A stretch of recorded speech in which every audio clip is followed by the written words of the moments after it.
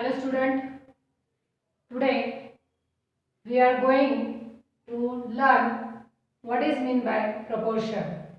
In a last lecture we will learn the examples of given from the ratio, how to calculate the ratio. Given ratio is given in your problem and how to calculation of unit cost, product cost, rate of the production. Is that clear? आज हम proportion देखेंगे. Proportion it means if two ratios, proportion it means if two ratios are equal then the four quantities given by them are said to be a proportion. Okay, यहाँ पे देखो मैंने लिखा है that is the ratio of A is to B, C is to D are equal. ये दोनों कैसे हैं? इक्वल. वही यहाँ पे वही बताया है.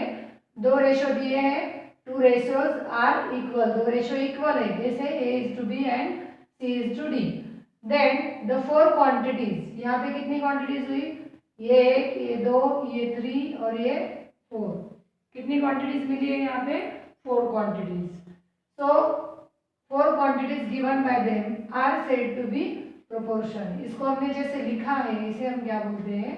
प्रोपोर्शन बोलते हैं. जैसे हम उसको रेशियो में लिखते हैं, उसका कंपैरिजन करते हैं, टू वेरिएबल्स वहाँ पे देखते हैं, वैसे हमने यहाँ पे प्रोपोर्शन का मीनिंग देखा है.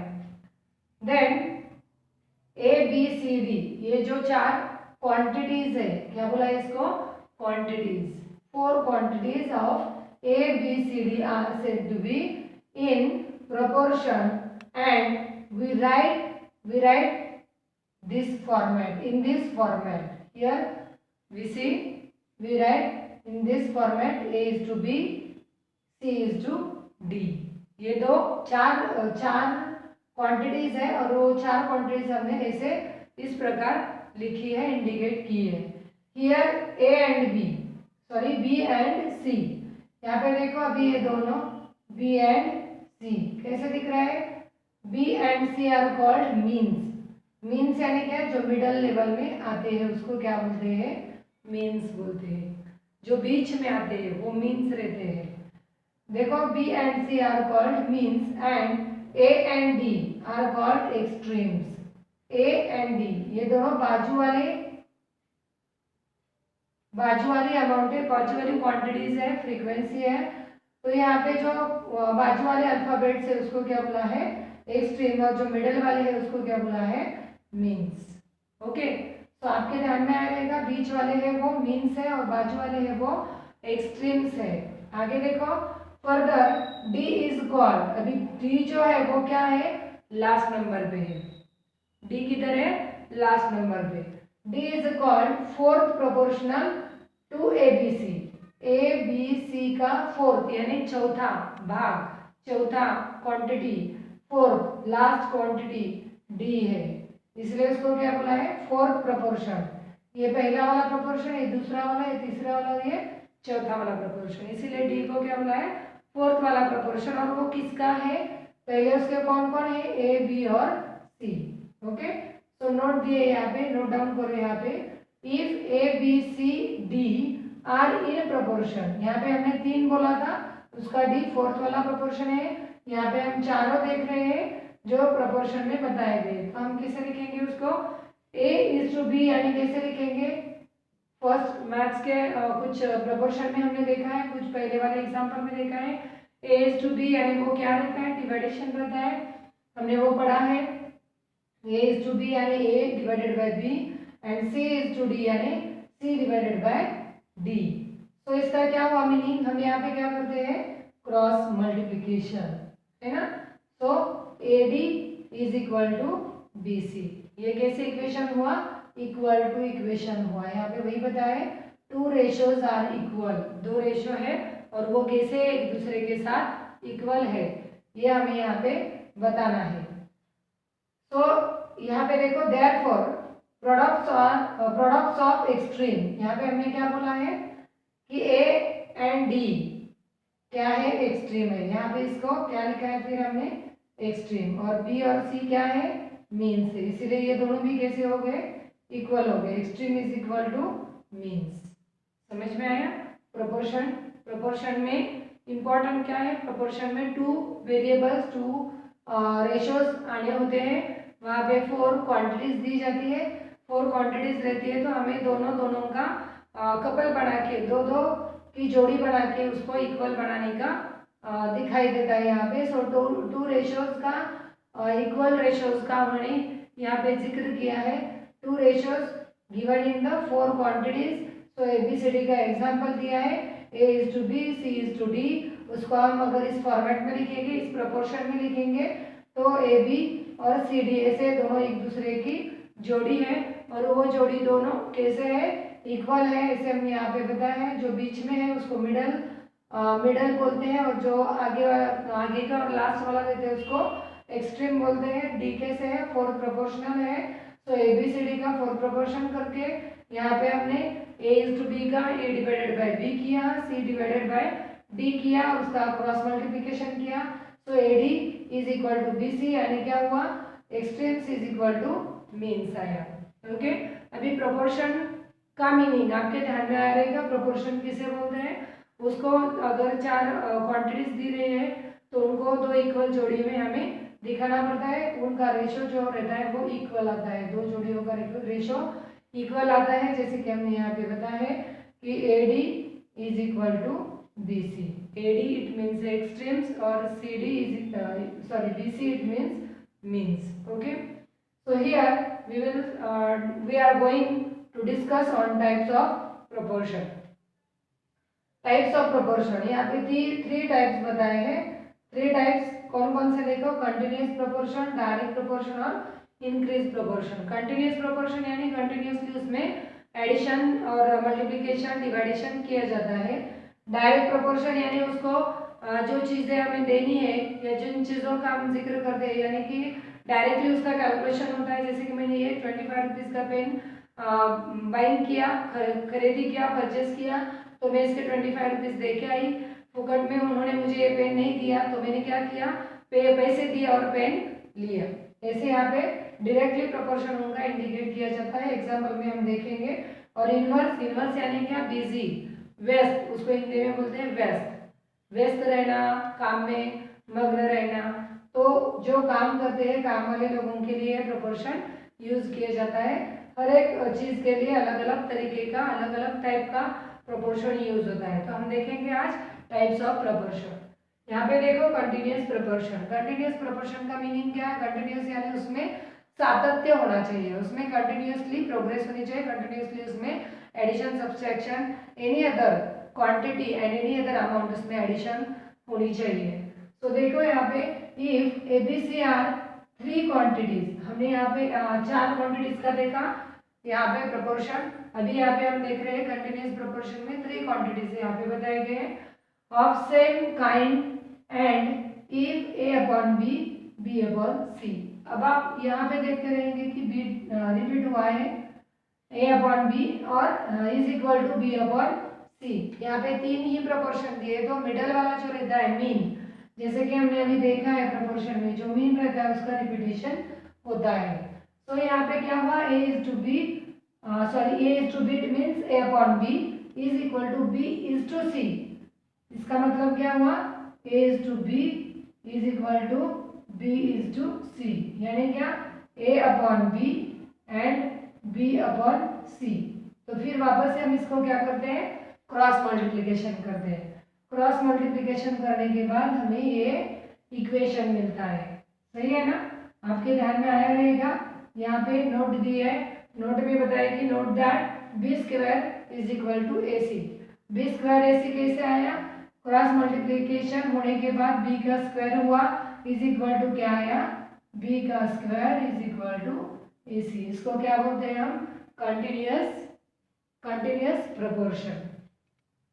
यानी ये जो प्रोपोर्शन की प्रक्रिया है वो कंटिन्यू होती है, मिडिल वाले को रिपीट लिया जाता है, कंटिन्यूअसली लिया जाता है, इसकी वजह से हमें ये इक्वेशन मिलता है।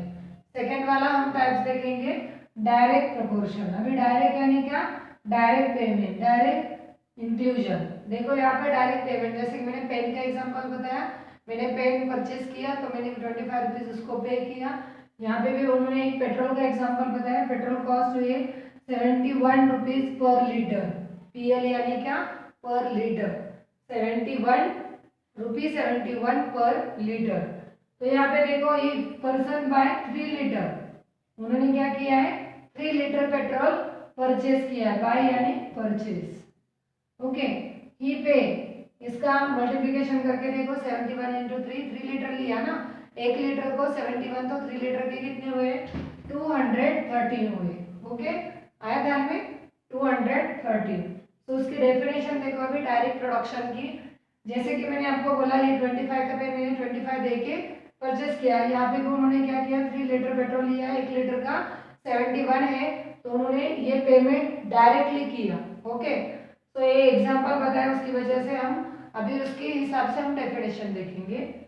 When two variables are so related that increase और रिडक्शन, अगर मैंने पेट्रोल 1 ही लीटर लिया तो 71 रुपीज आएंगे, अगर मैंने 3 लीटर लिया तो उसके रेट बढ़ते जाएंगे, यानी वो बढ़ेंगी भी और कम भी होंगी। इंक्रीज होना यानी बढ़ना और रिड्यूस होना यानी कम होना।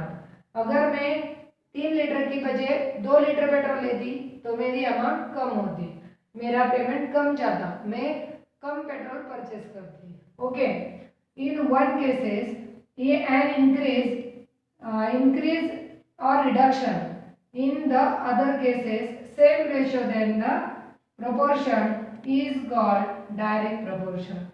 सेम प्रोपोर्शन आता है दोनों में। अगर मैंने पेट्रोल का एग्जांपल छोड़ दो अभी, यहाँ पे पेन का ही एग्जांपल वापस से लेती हूँ।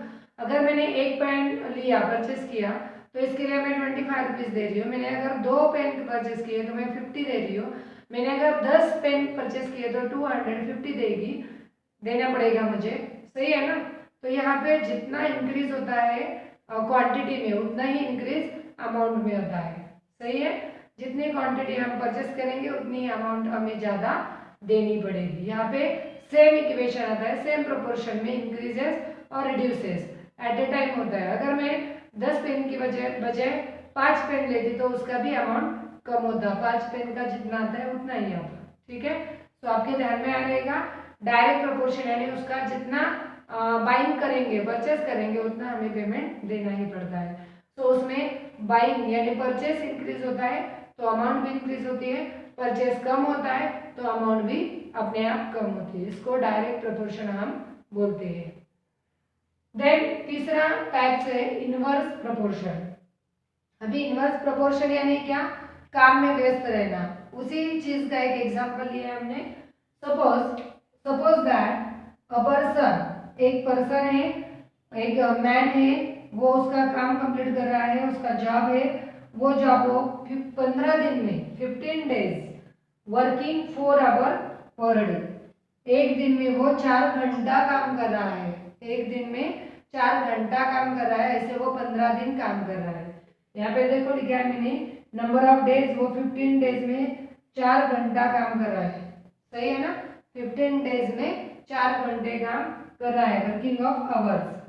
देन क्या बोला उन्होंने, if the job is to be completed in 10 days, यहाँ पे लिखा है मैंने, रह गया था वो मेरे से। अगर वो वही काम 10 दिन में कर रहा है और उसको वो काम कंप्लीट करने के लिए we have to work, he will have to work 6 hours per day, तो उसको एक दिन में 6 घंटे लगते हैं। जो काम वो 15 दिन में कर रहा है, एक दिन में वो 4 घंटे काम कर रहा है, वही काम करने के लिए वो 10 दिन में अगर उसने वो काम किया तो उसको 6 घंटे लग रहे हैं। Thus, if the job is to be completed in lesser day, the man has to be work। अगर वो कम से कम दिनों में काम करेगा, कम से कम दिनों में ज़्यादा काम करेगा तो उसका काम जल्दी कंप्लीट हो जाएगा। यहाँ पे हमने प्रोपोर्शन डाला है, 15 दिन में 15 दिन है और 10 दिन है। अभी यहाँ पे मैंने जो एक लिखा है 1, आई हैव टू राइट 1, तो यहाँ पे इक्वेशन डालने के लिए उन्होंने जो प्रोपोर्शन डालते हैं हम, उसके लिए एक दिन का प्रोपोर्शन, एक दिन में कितना काम करता है, तो 1/4/6, 4 यानी क्या, 4 यानी 15 दिन में वो 4 घंटा काम कर रहा है और 10 दिन में वो 6 घंटे काम कर रहा है, तो इसको हम क्या करेंगे, डिवाइडेशन, अगेन डिवाइडेशन है, यहाँ पे 1/4 है, 4/6 है ना। तो डबल डिवाइडेशन है, अगर डबल डिवाइडेशन रहता है तो हम नीचे वाली जो फिगर रहती है लास्ट डिवाइडेशन वाली 6, उसको हम ऊपर लेते हैं, तो 1 × 6 हुआ, डिवाइड बाय 4 हुआ। और इसका हम क्या देखेंगे, इक्वेशन कैसा आता है, 3 दिन में 2 घंटे काम करेगा तो उसका काम कम समय में ज़्यादा काम हो जाएगा। तो आपके ध्यान में आ रहेगा, यहाँ पे इनवर्स यानी काम में बिजी रहना, व्यस्त रहना, मग्न रहना, और वो काम कैसे कम समय में ज़्यादा काम कर सकते हैं वो तय करने के लिए हमने ये प्रोपोर्शन देखा है।